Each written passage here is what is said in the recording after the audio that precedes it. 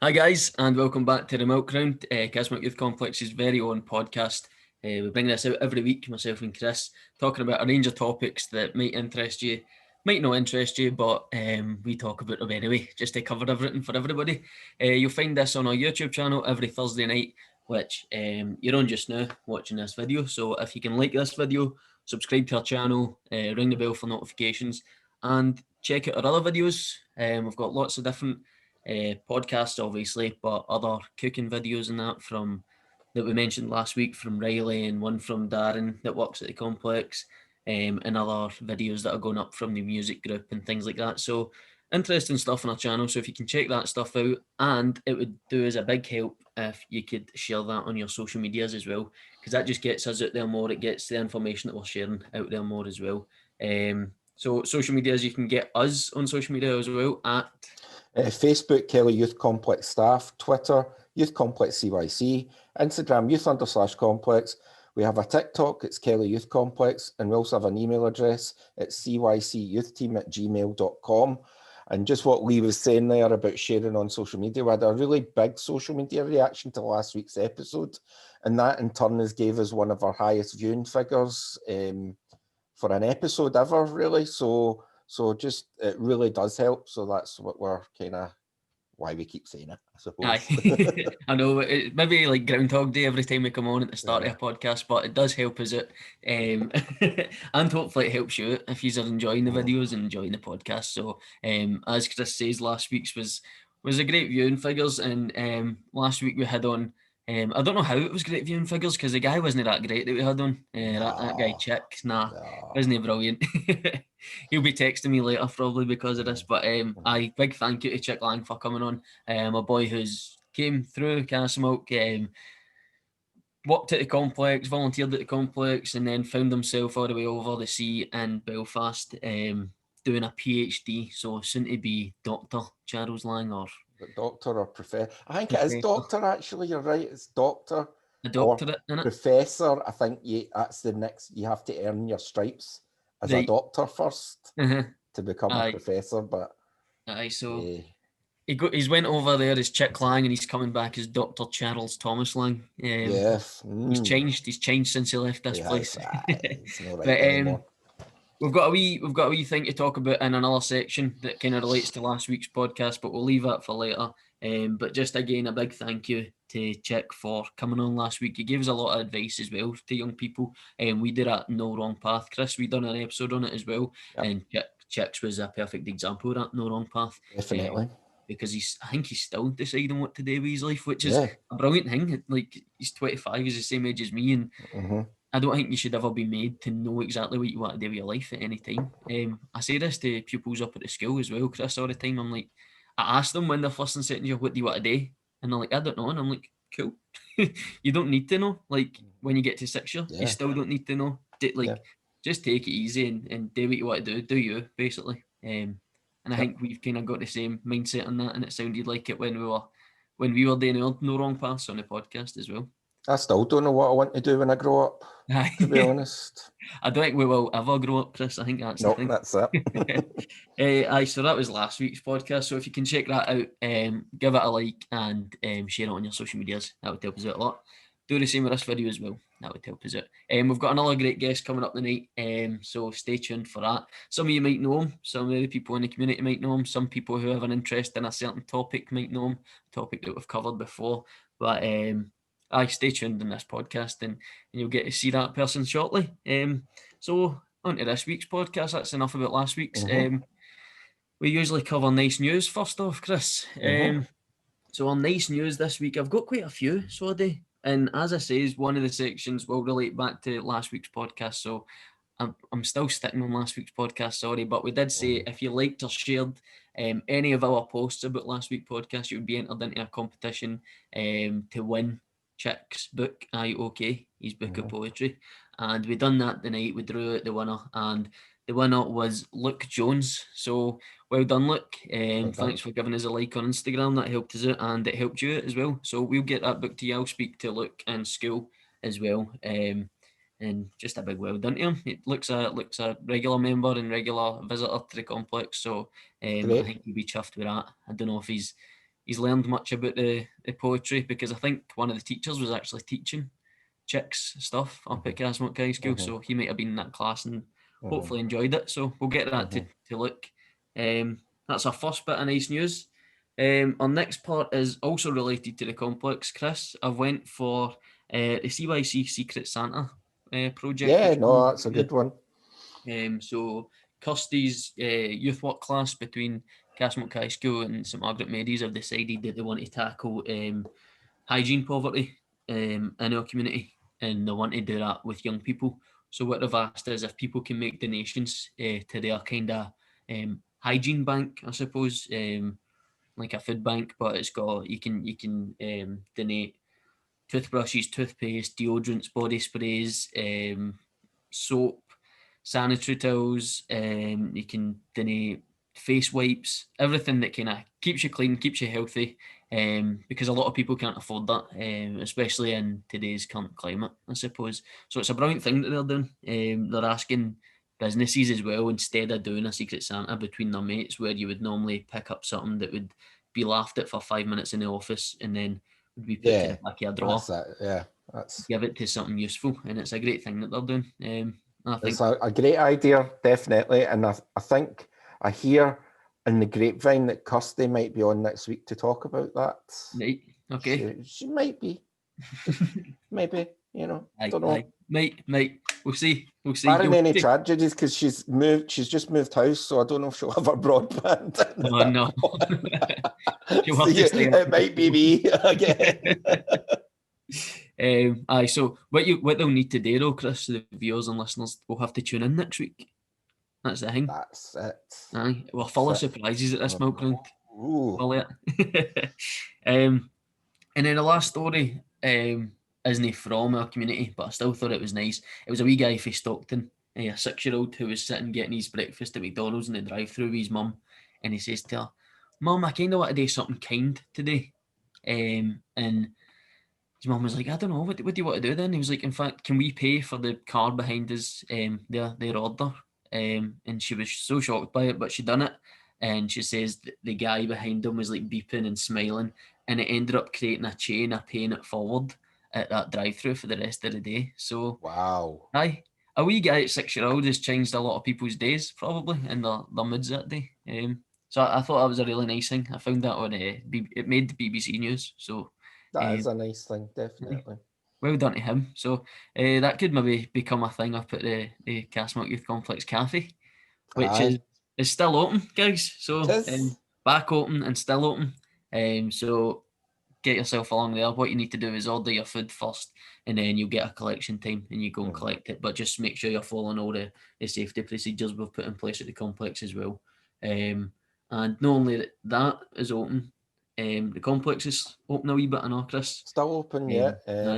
We might be, so on top of we run the music group, and then there's a couple of other sessions on the Thursday, the one that you do and one that Stacey does.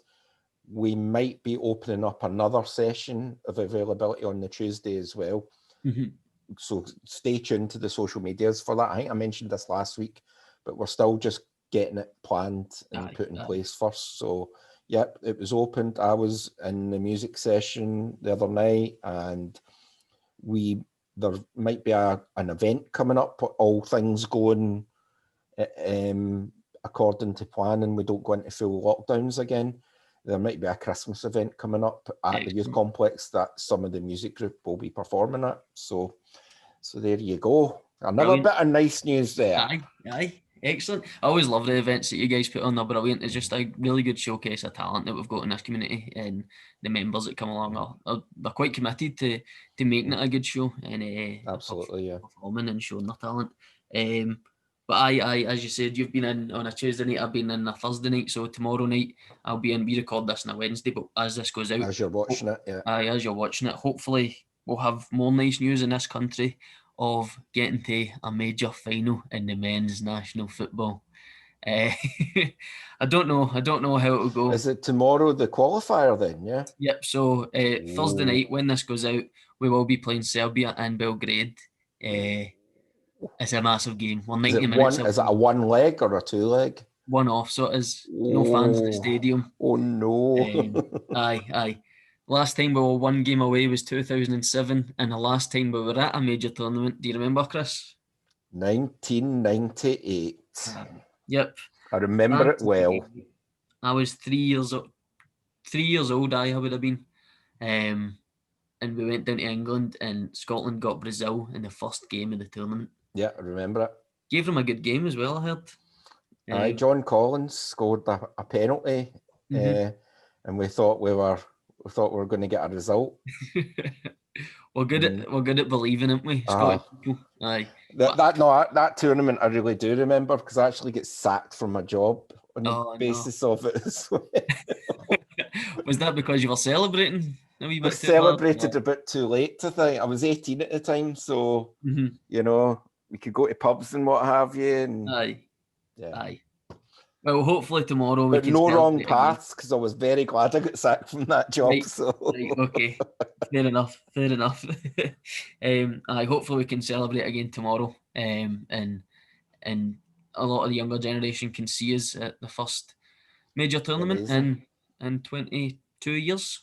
Jeez, that sounds horrible saying that, doesn't it? It makes me feel old as well. So I was 18 at the time. Don't know if you remember do the maths, you know. Don't know if you remember the quote for train spotting, but people often put that up after Scotland fail to. It's always glorified failure as well. We do it in the best ways. We get to the last game, or we get beat 3-0 away to like Lithuania and stuff like that. But there's a quote in train spotting that basically says, "It's shite being Scottish." Yep, that's the classic one. And train spotting was out round about then. Right. And I remember as well, because I remember the tournament. So was it one each, Brazil? Or I think did they win 2-1? They won 2-1, yeah, because we went a goal up because we got a penalty, and then that just got them angry. And then the second game was against Denmark, and it was, I think it was one each. Craig Burley scored the Scotland goal, and you know, that kind of way, we're still in with a chance here. We're going up against Morocco, and we're like, who's Morocco, man? Do you know what I mean? 3-1. 3-1, man. Disaster. Brutal. Well, hopefully they can do the Tartan Army proud tomorrow night. Yeah. So that'll be another bit of nice news. I might report next week. But we know what the usual script is like with Scotland. But anyway, that's our nice news for this week. So we move on to what's on my telly and what's in my belly, Chris. So I think no, wait, who's first? Is it you that's first? I think it's you. Might be me. I think it's me this week. So I'm going to cover this quick. I haven't went into great lengths and details because we've got a guest. Plus, I was kind of trying to rack my brains of what's on my telly, because if I'm being really honest, I'm still watching Hell's Kitchen. Right. I think I'm on season 56 now or something like that. No, I'm not. I'm joking. It's like season 10 or something. I thought you were being serious. No. It's been 10 seasons. There's about 18 or 19 seasons of it. Right. So I just saw an announcement. They've got a new season coming in January. So anyway, so I have literally, that's officially what's still on my telly. So I can't keep saying that every week. So I'll make a recommendation, something I watched on Amazon ages ago. It's called Hell on Wheels, and it's not a documentary. So first I'll say that, but it's basically about a story around the building of the first transcontinental railway. But it's very much a drama show. It's not like a history show or anything like that. So it's a lot of kind of. It's just, I believe it's just after the American Civil War. That's roughly when it is. So it's the main character is an ex-Confederate soldier who is now starts kind of getting involved with building railway and stuff like that. And it's a bit of a kind of almost like that in that day, the kind of gangsters kind of thing. It was all kind of white boys that would finance it to make a quick buck and stuff like that. So there was a lot of dodgy dealings back then, because the government were literally throwing money at people to try and get this first transcontinental railway built, because it would just mean so much trade and stuff like that between the two sides of the United States. So yeah, it's a good show. 5 seasons on Amazon Prime, so check it out if you're into that sort of thing. It's just a drama show. It's kind of like almost like Wild Westy kind of stuff, you know, that kind of vibe. I thought I'd recommend something different, you know, because I keep going onto the sci-fi thing. So, what's in my belly this week? So this isn't. I wouldn't say this is like any great depths of where I normally go, but you know, like Superman's got a weakness and it's kryptonite. Aye. So if I was a superhero, my weakness would be the Lidl bakery aisle. Because I just can't like walk by it and not get something, at least one thing. And when I say at least one thing, I mean 10 things, you know what I mean? So I've just started picturing Lex Luthor working behind it. Like, he wouldn't need to wear a hairnet either, which is a good thing. no, that's true. Aye, that's true. So the thing that I'm totally obsessed with right now is the fresh baked croissants in there. Right. And I had a total argument with my wife over how to spell, how to pronounce croissant, and I'm right. So if you're watching this right now, because I know you do watch them, I'm right. It is croissant. Croissant is the American way of saying it. So there you go. Say croissant, croissant all the way. Croissant, there you go. So, but what I do with them is I get a bit of smoked Bavarian cheese. Have you ever had a bit of smoked Bavarian cheese before? I've not had that before, no. It's kind of like a processed cheese almost, and it's kind of got a kind of plasticky rind around it. Try it out. It's not really that strong tasting, but that with a bit of like honey glazed ham or something like that, you know, honey cured ham. What I do is I cover them up in foil and I put them in the oven for 10 minutes, and they're just perfect. They're not like too crispy. They're not too. They're just you've melted that cheese just nicely there. You know what I mean? And I'm absolutely obsessed with them right now. Sometimes I just go to Lidl and I'm just like, I need to go to Lidl to get something. Going for more croissants, aren't you? Yeah. No, I'm a big fan of ham and cheese croissants, but I've never done it in the oven. I think that's my downfall. We used to sell them in a cafe that I worked in, and we used to do it in the micro, and it went too soggy all the time. Went too soggy. Definitely not. I'm going to start using that method, I think. Cover it in tin foil though, because they'll go too crispy if you don't, basically. And that cheese is just really quite good at melting. It's kind of like almost edamame kind of consistency, that kind of vibe. You get sliced stuff in Lidl as well, so all the ingredients for that dish are in Lidl. Get in amongst it, enjoy. And there you go. It's superior to like the shop. Like, see, when you buy a packet of croissants, they're all right. You know what I mean? And if that's all you can get, then fair enough, batter in. I'm not going to stop you. But if you can make your way to Lidl and you get those ones, the fresh baked ones. Aye, amazing. Homer Simpson there drilling and stuff. We could tell our members a quicker way to do it. Instead of putting it in the oven, put it in tin foil, then put it in the microwave. No. I hope nobody's internet connection didn't just cut out there.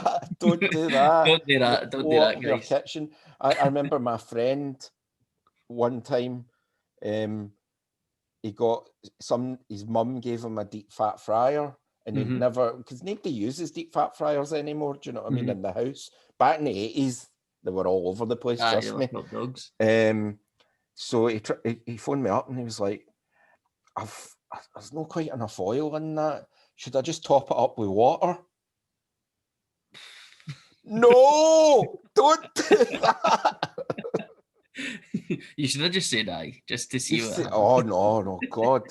You see the adverts, the fire safety adverts? Terrifying, aren't they? That's the thing that they come to like gala days and stuff like that, and they do the chip pan demonstration. So never do that. But my friend genuinely did ask me that, and I was like, mental. Well, I don't know if I told you about Brooke's nephew who watches the Milk Round, because I was giving him a wee shout out right at the start, the first series in the Milk Round, and recently he put so he's gonna hate me if he's watching this, 'cause I'm calling him out. You know the wee tomato ketchup sachets? He put one of them in the microwave. And I heard it right on time, and I was like, "What are you doing? Get out!" That was his face off everywhere. Do you remember? I don't know if you've ever tried this. 'Cause you're quite a healthy guy, Lee. But you know, you can get them.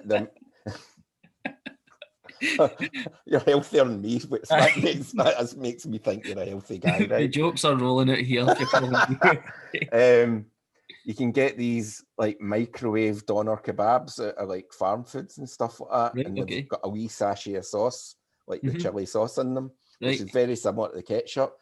And that's you're meant to put it in a bit of boiling water or something. That's not quick enough, so you can actually microwave. You need to like go open, just to get it right. I get it perfect. I call it the kebab, running the kebab sauce lottery. You know what I mean? I know. It's Sometimes it works, and then sometimes you've just got a mess of a microwave. Aye. So watch the milk round for nice news. Watch it for good guests, but don't watch it for microwave tips because. No. And when I was saying about the foil in a microwave, don't do that. Please don't. It was a joke. It was a joke. Please don't do that. Moving on to what's on my telly then. I says to you before the show, Chris, I've got kind of a risky one. I would say it's suitable for 15-year-olds, though. It is put up as an 18, but it's a docu-series called 60 Days In. And what it involves is the first season's got 8 participants who voluntarily get put into jail for 60 days. Okay. It's an experiment that the sheriff and the deputy sheriff wanted to do within this jail because they took over and the place was a mess. So it was in Indiana in Jacksonville, and there was drugs coming in, and they were trying to figure out how is this happening without alerting too many people, without alerting too many prisoners, without alerting too many staff, because then they'll find other ways. So what they done was secretly put in 8 participants in the first season, which involves Muhammad Ali's daughter, and you get a real insight into what goes on in jail and how dangerous the places really are. The swearing's all bleeped out and stuff, but you can see drug use and things. So I think that's why they've got it as an 18. But I think that educational wise, 15 and older could watch it. Okay. Just to see what American jails are like, just to see. I've discussed some docu-series before, like Louis Theroux, and he goes inside jails, and they're quite good. But to see what it's like when it's 24 hours, they kind of show you in a lot of the time, and how mental it is. It kind of deters a lot of people probably if they go into jail, and younger people watching it, it's probably a good thing for them to watch. To see that's a place you kind of don't want to go. You don't want to be behind bars. Definitely. So we just finished watching the second season, and I would recommend it. I think you'd like it, Chris. I think a lot of young people would like it. So that's on Netflix, 60 Days In. I think there's more seasons, but I think only season 1 and 2 are on Netflix right now. So that's what's on my telly this week. And what's in my belly? So recently I spoke about soup because we're coming into the winter months, and this is another kind of hearty dinner. And it's I would say, I'm going to say it. I'm going to say it's my favourite dinner of all time. Aye, steak pie. Chris. Oh yeah. Steak pie. Aye. Oh yeah. Brilliant winter dinner. And no, mum and dad's steak pie, brilliant, right? But I need to say sorry to them because the one that the Croft does.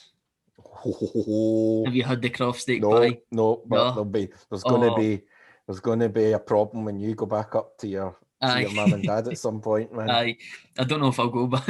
I don't know if I'll be let back in. The locks have been changed. I think they would agree with me though. The Croft steak pie is the best. The gravy's just rich enough and the perfect consistency. The pastry's excellent.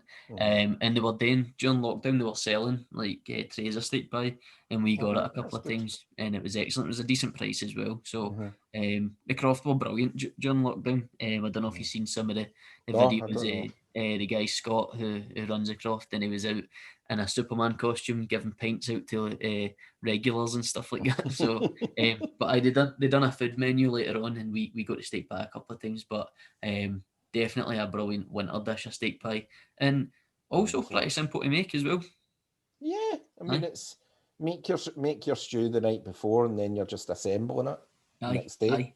You know what I mean? But then you can have different stuff with it. So you can have chips, or you can have potatoes and vegetables and things like that. So, do you ever put a wee a wee bit of sausage in the steak pie, you know, like a beef sausage or something used like to that have usually. that, so we did. Mum and Dad Love used that. to do. Love that, man. Love. That's good. That's good. But it's a really good way of padding it out if you're wanting to save a bit of money as well. Aye, but I just true. like it. I prefer it, in fact, Right. you know. Aye. So aye, that's what's in my belly this week. So if you need any recipes or anything for a little croissant with some Bavarian smoked cheese, then hit us up on our social medias. You'll get them at the start of the podcast, or we'll read them again at the end. So that brings us on to the guest that we were talking about at the start of the episode, and it's somebody that you might know, and it's a good friend of mine because I went to university with this person, and now we've wound up working in the same place for this year. Who would have thought it? I know. So this week we've got on ex-professional footballer Paddy Boyle, who is now teaching at Castlemilk High School as well. So we're going to find out about his story when we bring him on right now. So I'll just bring him in then. Yeah, that would be excellent. Okay, do that. There we are. Hopefully he's there. So welcome to the show, Paddy Boyle. He's Is he there? Oh, I'm getting awfully nervous now. I know. Oh, he's there. There he is. Hello. How you doing, Paddy? All right? There we are. You're a wee bit jumpy the now, but I don't know if it's just because you've joined back in. Aye, there we go. It's just heating up. Aye. I thought you were just dancing a bit there, Paddy. I thought you were showing your move. If it gets dodgy, let me know and I'll move over towards the Wi-Fi a bit more. No, you're fine now. It's settled in now. So I'll just give you a wee short introduction. Just called you the worst footballer Scotland's seen and the second worst teacher Scotland's seen since Miss Anderson. Correct. So thanks very much for coming on, Paddy. Really appreciate it.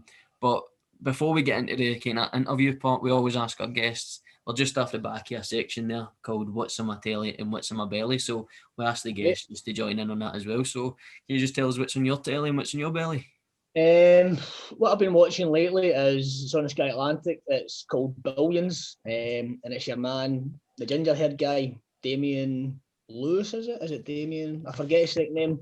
British actor, and it's about basically he's a massive hedge fund kingpin, corrupt to the core, and the US Attorney's Office on him. So pretty interesting, you know, money side of it and that, and obviously all the corrupt stuff. But aye, pretty good. In my belly, I was counselled the other night. It was bangers and mash. Nice. So nice and easy. My son, he loves that, so ideal. But my wee favourite lately for takeaway is being a wee chicken balti. I've taken a wee fancy to that. Aye, nice one. Sounds good. Right, happy days. Do you ever make your own balti? If I make my own balti? No, I can make chicken and I can make rice, but I couldn't make all the own. It's not the same. Do you keep your own chickens, Paddy? Eh? Do you keep your own chickens in your allotment and your farm and all that? That's why I'm so fast. I'm always chasing the chickens at the back. Well done. Brilliant. So I did send you some questions there just to see if I'd got everything right, because when you came up to my room earlier in the school, I was checking out your Wikipedia, and I don't know if you had changed your birth date and all that to make yourself look younger and stuff. No? Can I see the grade on that? That's quite good. Is that an effect you've got on that? But so we kind of do the interviews as kind of informal chats instead of being like scripted with a question all the time. So we'll kind of link all the questions in together. But I suppose first of all, we've got you on here to talk about football for our young people and our members that are really interested in football and maybe want to try and hopefully get a career in football like yourself. But you've had a brilliant career north and south of the border, and with a lot of different clubs. But I suppose the first question would be, where did your love of football begin? I think I was probably born with a love of football, to be honest with you. I think nowadays is pretty different. Obviously, I'm a bit older now, 33 years of age, but you know, growing up, let's say 7, 8, 9, 25 years ago, you didn't stay indoors, and I was lucky. I was grew up in Calma Drive, which backs right onto St Mirren's Primary and also Christ the King Church, which most people know what it is, you know. So I lived in a street, there was 4 or 5 of us, lived basically next door to each other. And every day we were just round the car park immediately after school. We had to get dragged in the house to get our dinner. Literally, the mums were all screaming out the window, "Get in!" You know, you just loved it. You were always out, rain, sleet or snow. So, you know, I think you're born with it. But I think back in the day, you know, you weren't in your house as much. You were out, and it was more done thing. I think you're right there about like back in the day it was totally different. Even my generation it was different. We always had a ball under our arm in summer holidays and all that, and you're playing football as much as you could. Doesn't matter about the weather, but it's changed a lot now, hasn't it? Like younger people are staying in playing their video games and that. Aye, listen, definitely. And I think, you know, I think about the 4 or 5ers that lived basically, like I say, house after house, and you know, some of us were better than others at football, but everyone had basic skills and ability, so therefore, you know, everyone enjoyed it because you were half decent at it, but you were good at it because you were always playing it. Whereas, you know, nowadays it might be something we touch on later on. A lot of kids are not outside as much anymore, you know, and for me it kind of shows in what we would call their physical literacy, if you know what I mean. They don't have the capabilities, so you know, A, they're not outside enough to play, and B, because they're not outside enough, they don't get better at it, you know, out with trying to get maybe help and silver through PE, which we'll talk about later. So, you know, they lose their love for it quite quickly. Mm-hmm. Yep. Aye. So, according to you're saying that you played at Livingston youth football and then you kind of joined Everton. Can you tell us a wee bit about what that was like at those clubs at such a young age? I went to Livingston when I was 13 years old, so that was classed as the old S form. I'm not sure what it's classed as now, but that's what it was then. And see, to be fair, you know, we used to 2 nights a week we would get picked up in a car park at Parkhead Stadium, travel through in the minibus to Livingston, play on a Sunday, and you know, you're in a youth system, so to speak, to become a footballer. But I never really seen it as that, if I'm honest with you. 13, 14, 15, I was still playing with the school team. On a Friday, I played 5-a-side with all my mates, like in a proper set-up game. So I just seen it as fun, to be honest with you. And then, you know, I was doing well there, and you know, a lot of boys who are doing well, maybe at Livingston, even Celtic, even Rangers, all these other teams, you kind of get cherry-picked, so to speak, by big teams down south. They invite you down for a trial. Like I had trials, Leeds, Blackburn, Everton, Bolton, you know, loads of teams. And it's the same with lots of boys across Scotland at that age, 14, 15. Done well at a few of them, and Everton was one that I plumped for, so to speak, and obviously moved down there at the age of 16, you know, and that's when it becomes a bit more real, so to speak. Aye. So you played for the youth team for quite a while, and then at the reserves and things like that as well, Paddy. Aye. And then the chance came up for you to sign a professional contract with him. How did that feel? What was that like? Aye, brilliant. Listen, I went down there, like I say, 16. At first, I didn't enjoy it because I moved away from home. You know, it's not very far, but 16 years old, all of a sudden you've got no home comfort, so I struggled to settle for a while.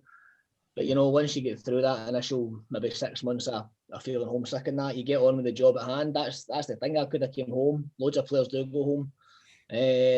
One who most of yours is Kevin Thompson. When he was 16, he went to Coventry City, and after 4 months he left, came back up the road. It worked out well for him. Mm-hmm. But, you know, I hung in there. And as you go through the ages, you know, all the boys that you're with start to drift away. And by the time we went from under 16s to about 19s, out of probably 35 of us at that age at full time, there's only 3 of us left. Mm-hmm. We all signed professional contracts at the age of 18/19, and you know, you're at that point, like you're saying, you're playing for the reserves. You know, this is real business now. You know, it's not, to an extent, the fun has maybe gone out of it a little bit from that point of view, because it's highly pressured, but it's also what you love to do. So it's an amazing feeling, obviously. Aye, definitely. And Everton, it's not like, it's a massive club, isn't it? So you must have been wanting about brilliant facilities. Some of the players there at that time, like, you look at them now, they're performing really well, and there's so much money at that club, but like their history is amazing as well, in it. So was there hundreds of like top players and characters and that around Everton? Aye, listen, we you know, I was there for 5 years all in. Your first maybe 2.5 years, you don't really see or have much interaction with the first team, so to speak. But once on maybe towards the end of my third season, like my fourth season, you're part of the first team squad. You've got your squad number. You're training every day with these guys. And I've said this, I've probably said this to you before. There is some players there that, and I always say this, no, because he's a big name, but your Artetas and that, they were so far ahead of any British player.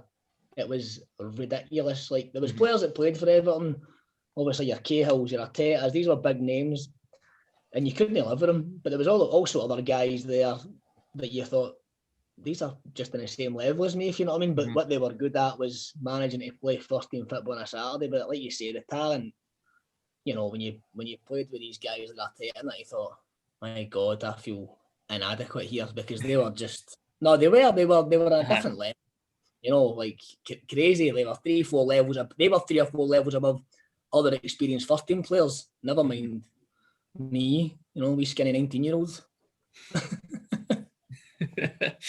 You came back up to Scotland after Everton to Dumbarton, and you helped the club gain promotion. You gained some interest from other clubs. What were you kind of feeling at that point in the? Well, I had basically towards the end of my time at Everton. Between myself maybe lacking a little bit of, I done my back. I was out for a year with a bad back injury. And I always admit it, I probably lacked professionalism at that time. I was 19 years old, making a lot of money. I was enjoying myself. That's the reality. Not doing anything wild, but I was out too much, drinking too much. I lacked professionalism. I went on loan to Crewe during my last year at Everton, which was obviously a big drop down from where I had been. But I'd done well. They offered me a contract, but between agents messing me about and that and whatnot, and getting injured, I ended up with nothing. So I didn't play when I left Everton. From being a first team squad player at Everton, I went to literally not playing football for 6 months. Luckily, I wound up at Dumbarton, part-time team, massive drop. But see, to be honest with you, it reignited my love for it, because these guys that you were playing with, they were working full time. You were going on a Tuesday, Thursday. Training was good, enjoyable. It was a kickabout for them. And, the good thing was, luckily for me, I went to a team that was winning games of football. And I added to that, thankfully, when I got fit. And we went on to absolute canter the league. And a result of, obviously, the team doing well, people start to watch, that's how she ended up there. And I was about to sign for Motherwell that summer. On the Monday, Mark McGee left. On the Friday to go to Aberdeen, and that deal collapsed, which was absolute gut-wrenching for me.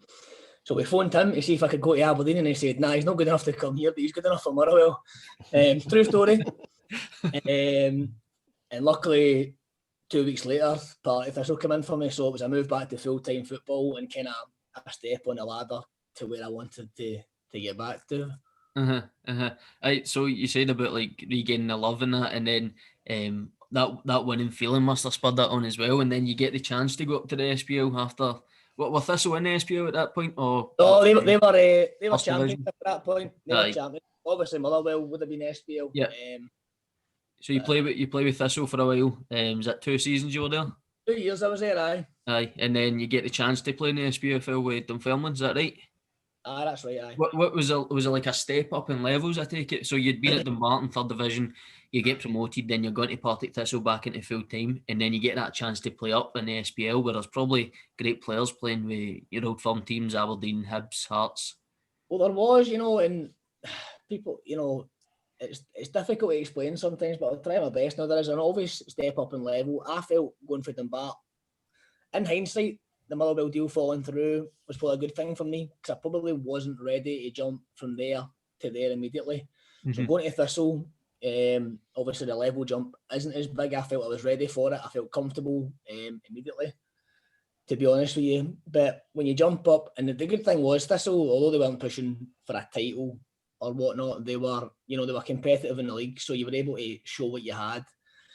Going to Dunfermline, there was a big step up in level. You were playing against. The big difference is the athleticism, the fitness, and probably, you make a mistake, and people laugh at the level of the SPL, but I think over the last few years it's been shown some of these guys that come up and think they can swan it. it's not a picnic. Just because they don't get paid as much and it's not as hyped doesn't mean it's not a good standard overall.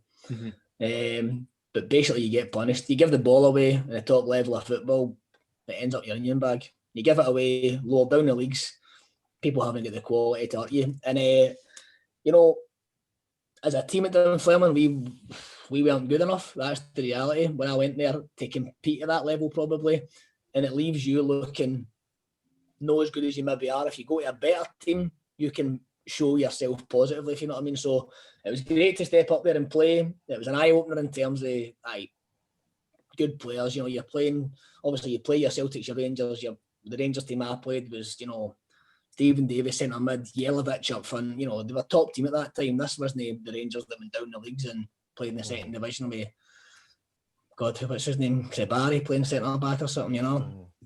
No donkeys. Good Celtic teams. When Yama centre mid with Key, you know, Hooper up front. These were good Celtic teams and good Rangers teams. But just a bit of an eye opener in terms of that. You said about the team not being good enough, and I don't know if this is a fair question, so you don't have to answer it if you don't want to. But did you feel like you were good enough to be at that level, even though Dunfermline maybe weren't the team for you? Do you think you could have matched a lot of players at that level? When I look back on it, it was probably wrong. I'd been flying at Thistle. I was playing left back and I'd scored 5 goals in the championship from left back that year. I was flying. Dunfermline was probably the wrong move for me for a couple of reasons. A, the squad wasn't good enough. And B, I signed, and the other boy who was captain, Austin McCann, he was actually club captain at the time. So I was never going to play immediately. I never actually started a game till about October. So from finishing my season at Thistle in late April to October, I hadn't played a first team minute for about 5 months.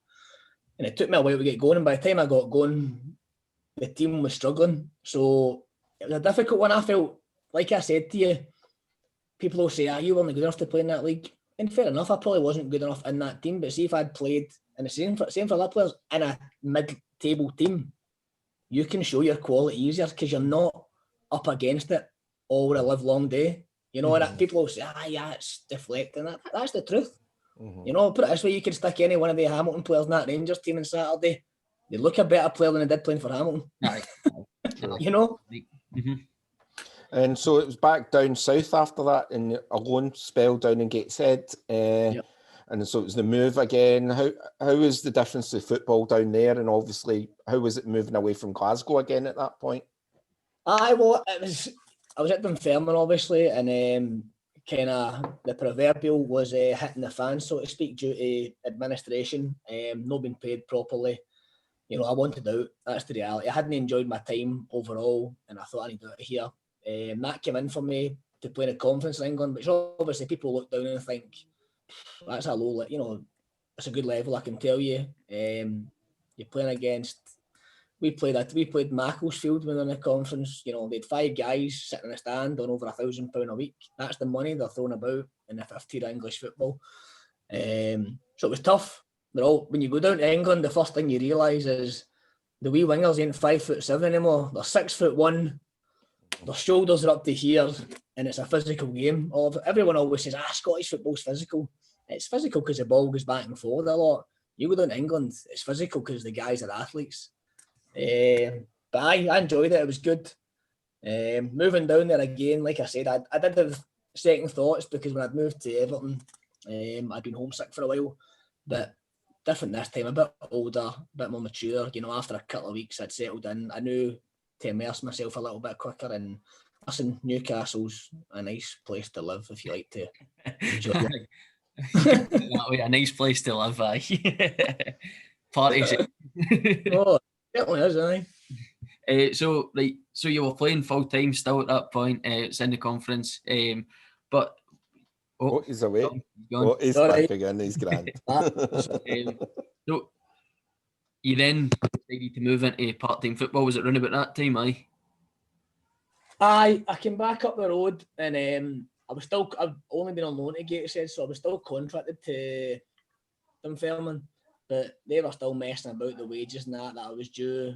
I was needing a hernia operation. Things were dragging on. And to be honest with you, I was just a bit scared with it, the way things were going. And I could have went to Morton full-time and I just decided against it. I went to the PFA, What is Morton, doing? What is doing, Paddy? The mighty Sean. second team. But basically, I just decided I went to the PFA, and I thought I need to. Part of it was I'd seen guys at Dunfermline go through administration. They were older, in their 30s. They were released, and they did not have a job or anything to go to. So that concerned me. You know, even at the age of 26, kind of the penny was dropping for me. I thought, I can't just keep getting 1 year deals, playing for Morton in the Championship, fighting for, you know, the contracts were getting poorer and poorer across Scottish football. So I thought, I'll go to PFA, seek a bit of advice, and luckily they smuggled me in the back door onto a course, and I went to Airdrie part-time, and, you know, kind of for me, football became, you know, I still love football, I always will, and I always did at that point, but to an extent it became a means to an end to pay my bills till I became employable in a different job. Mm-hmm. And there was a couple of spells, so you mentioned Airdrie, there's Ayr and Peterhead, a couple of promotions at those clubs as well. What was it like balancing the successes with football and doing a university degree at the same time? At time, to be fair, when I played with Airdrie, it was fine because training was 20 minutes away. You know, we lacked success at Airdrie, which was the reason I left. I was getting bored of just mid-table mediocrity. That's why I left, went to Ayr, you know, in the 3 years there, won promotion playoff and won a league title. And it was kind of when I went there, I decided I'm just going to go to teams that I can enjoy it, that we can win things. So see the balance in that never became at any point too much for me because I was still enjoying it. The uni course, which I obviously done with Lee, you know, if anything, it became kind of a welcome distraction. You got to see a different life. I was 26 for 10 years. All I'd known was football. That's all I knew. I had no other skill, nothing outside of that. So it kind of opened up. It maybe, you know, it was stressful at times with work, but it was actually an avenue of release, to be honest with you. Mm-hmm. So the balance was good. It became difficult when I went to Peterhead because of the travelling aspect. And, you know, you get older, you start to worry that you might not get the contracts you need to get you through your uni course. So to speak, I had, like I said, turned 33 back in March there, and a lot of, like I said to you, it became a means to an end, and I thought I need to keep getting contracts good enough to pay my bills till I can get a job. You know, that's the way it becomes. Mm-hmm. And as you mentioned, the uni course that we're both on, and we worked hard. Like it was a difficult course, and we're speaking to a couple of people who are looking to do the same courses as we done. But we did get our time to play harder, didn't we? So it was a good laugh. Listen, like I said to you, that is, you know, I knew nothing outside of football. Went to uni, and obviously Lee was lucky enough to get to meet me. Drove him to uni for 4 days. 4 days, 4 years. 4 years.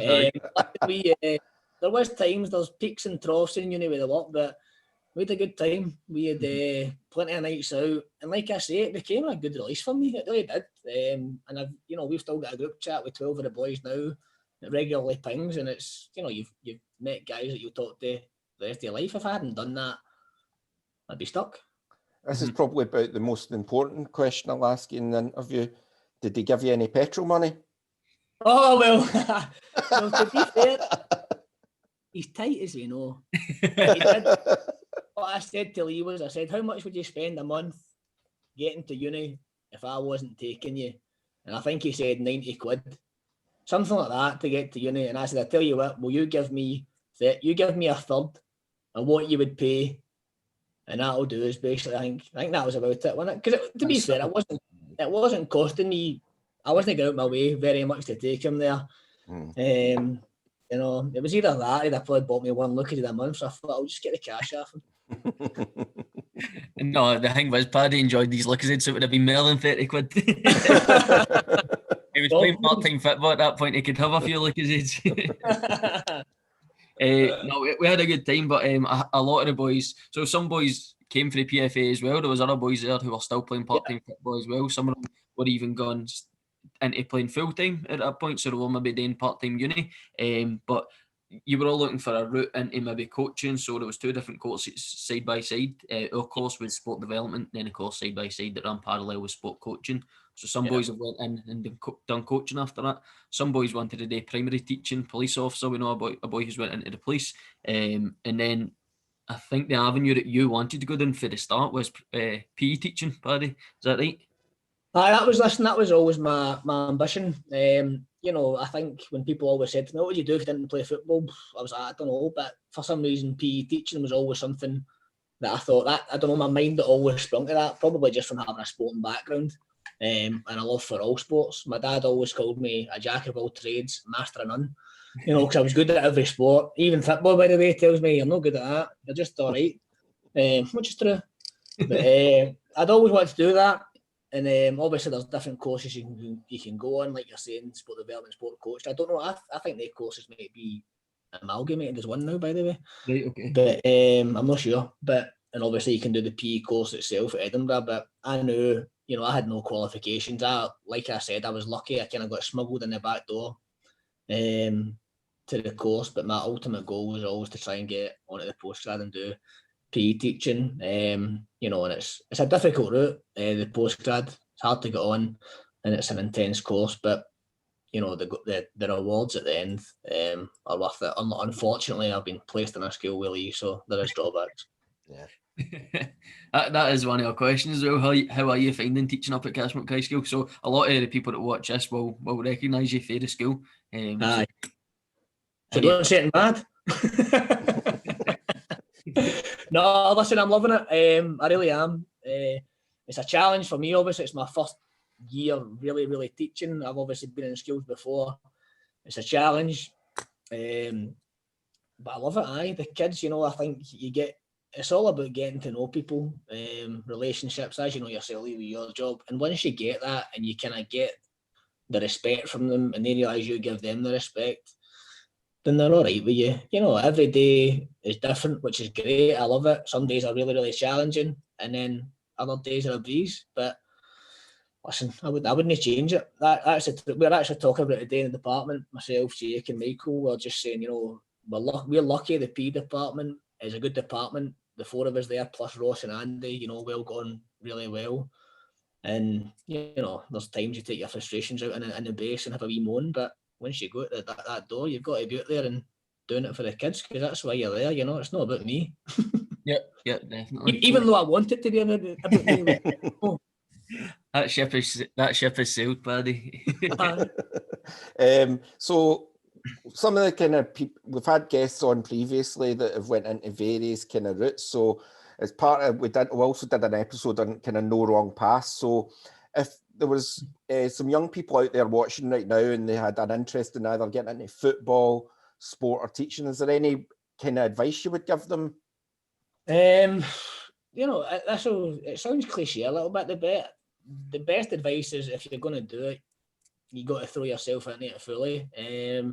Football's a different kettle of fish. It's everyone, 90% of young boys or whatever, maybe less now, the way things are going, want to be football players. It is cutthroat. It's ruthless. So you got to be tough. You got to be ready for that. But you've also got to make the sacrifices. And I have made sacrifices my whole life to play football. Still at this age, I'm still fit and going well. I maybe never made enough at the crucial ages. So if you learn anything, learn that it's a constant sacrifice, not just a little bit till you get to a good level. Otherwise, you tumble back down the hill. And then the teaching, again, you've got to throw yourself into it. Like I said to Lee, the uni course was great, and it had peaks and troughs with hard work, but there was plenty of time to play as well. But, I think, people that are young maybe think, I can do it again, I can do it, but time passes you by. Grab the opportunity to get the qualifications, to go and get the skills. We've got 5th and 6th years coming to the office, coming to the base a lot now, asking questions, which is great. We want them to come, have an idea what you want to do, ask us everything you need to know.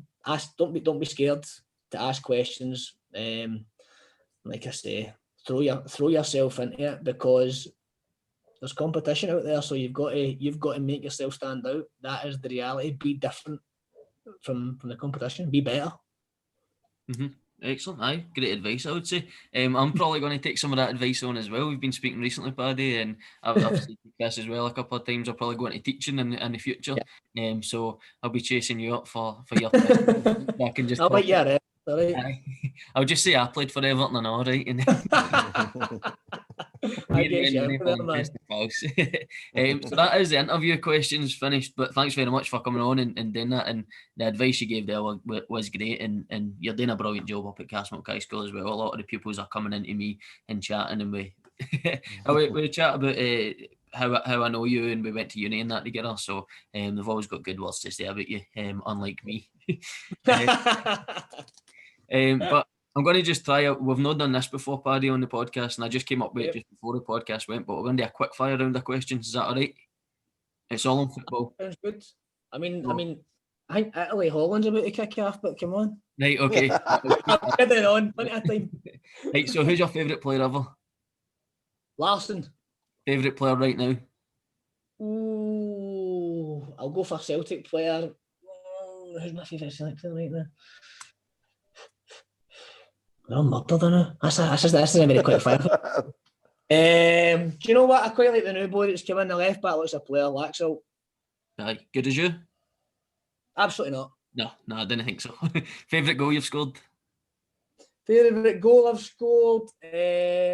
Probably my first one for Partick Thistle. Get whipped in back post. Boom, header. Rab Douglas. Don't die for that, big man. 1-0 victory up the road. Pick that ball out for his Rab. Aye. Best moment in football? Oh, probably any one of the league titles I've won. It's an amazing feeling. Takes a lot of hard work, and it's relief at the end. Aye. Who's winning the Champions League this season? Bayern Munich. Who's winning the English Premier League? Leicester City. Oh, Leicester City. How many goals are Scotland going to win by tomorrow night against Serbia? 1, because we don't score more than that. Right, okay. Who's scoring it? We'll win by 1 goal. OG. Right, that's quick fire round over, but the questions haven't finished there. I know we're kind of running over on time a wee bit this week, but we've got to get this stuff done. It's the quiz. I did mention it before, so I'm not putting you on the spot here, Paddy, so you know about the quiz. And I've asked you guys both to get a piece of paper and a pen, because it's going to be different this week, Chris. You're going to be answering them at the same time, so you're going to show your answer to the camera, to the viewers, and we'll read them out for people that just listen and don't watch. Like we try and do it on the topic, Paddy, every week, so the guest goes against Chris. So like if we've got like a band on, we'll do a music quiz or whatever. But this week I have done a sports quiz, but I didn't think it would be very fair if I just gave like actual sports questions. This would be easy. So what I've went for is like sports numbers. So I'll ask you a question, and closest to it gets the point. All right. Yeah. Right. Okay. Question 1 is how many Olympic gold medals has Michael Phelps won? God, that could be anything.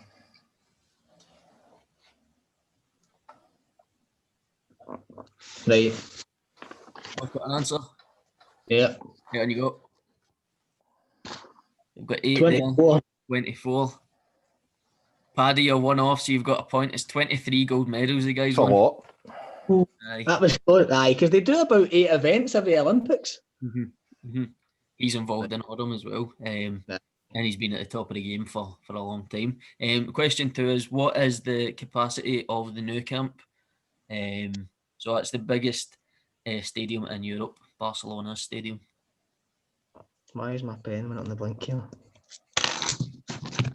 2 seconds, I'm going to type this on my phone. Because he's cheating. I'll put up my calculator, this one. My pen's went in the blink. Right, I'm ready. You locked into this? Go for it. 101,000, 90,000. The point goes to Chris. The capacity is 99,354. That's wild. That's mental. That's how many were at the Dumbarton games as well when I was there. So question 3. So it's one each now. Question 3 is how many countries participated in the 2016 Olympics in Rio? How many countries competed in 2016 Olympics in Rio? Oh my God, that can be anything. Right. Okay. Okay, there you go. Can you see it or no? 79. Oh no. I've went 54. 54. So it goes to Chris again. He's 2-1 up. It's 207 countries. Is there even that many in the world? I think so. It must be. That's wild. I think there's about 70 in Europe, Paddy, or 56 or something in Europe. Oh well. Aye, 2-1 to Chris. Chris, we're getting another one, I think, this week. Don't jinx me. Recently on the podcast, Chris hasn't been doing that well in season 2. Is he struggling? The guests have been doing well, but last week he got a win against Chick. So he's doing well this round. But question. I got a win the week before as well, Lee. Oh, so you did? Oh, I did. Aye. Wait a minute here. You know. You angered him. You won't like him when he's angry, Paddy. Question 4. It's the Masters this weekend. So how many shots under par did Tiger Woods finish with over the 4 rounds at last year's Masters? So not his final round, counting all 4 rounds. Cumulative. Yep. Is that like, can I just get for the understanding of the question? Is that like 4 rounds of 18 holes of golf? Mm-hmm. Okay, right. Right, I'll say mine out because my pen's good. Okay. Right, okay. I've went for 15 under. I did as well. Both gone for 15 under. Aye, so you both. Well, there's no point giving. It's 13 under. Oh, I tell you what, though. Aye. It's never a lot at Augusta because it's so hard. So Aye, it's hard. Aye, it's hard. That. And then next question is, where are Scotland ranked in FIFA's world rankings of the men's national football teams? Oh, dear me. Is there how many countries in the world did you say there's, Lee? Well, there was 207 in the Olympics. I don't know if they're all FIFA though. Scotland will be about 207.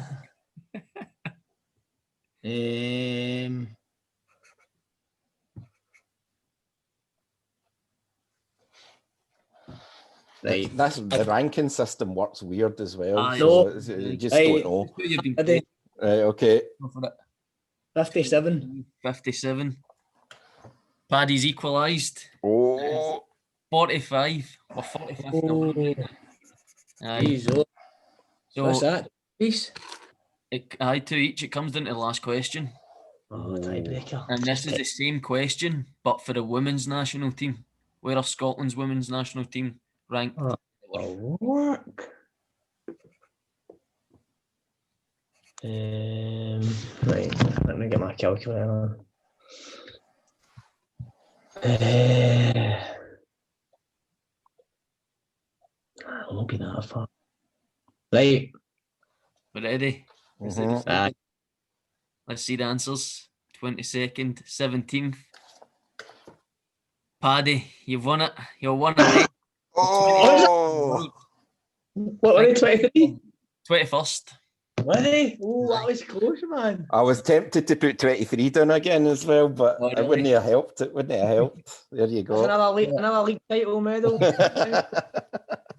I've jinxed Chris there then. I've done That was it. As soon as you said that, Lee, that was it. It was game over. You killed us. Aye. So for the guests this week, well done, Paddy. Just want to say thanks again for coming on, mate. Really appreciate it. It's been brilliant having you on and having a wee chat with you. And thanks for all your advice for the young people that might be looking to do the same thing as yourself. Thanks for watching, guys. You can catch us on our YouTube every Thursday night. So you're watching this video on our YouTube. If you can like the video, subscribe to our channel, ring the bell for notifications, and share it on your social medias. We'll always update our social medias, and you can get us at...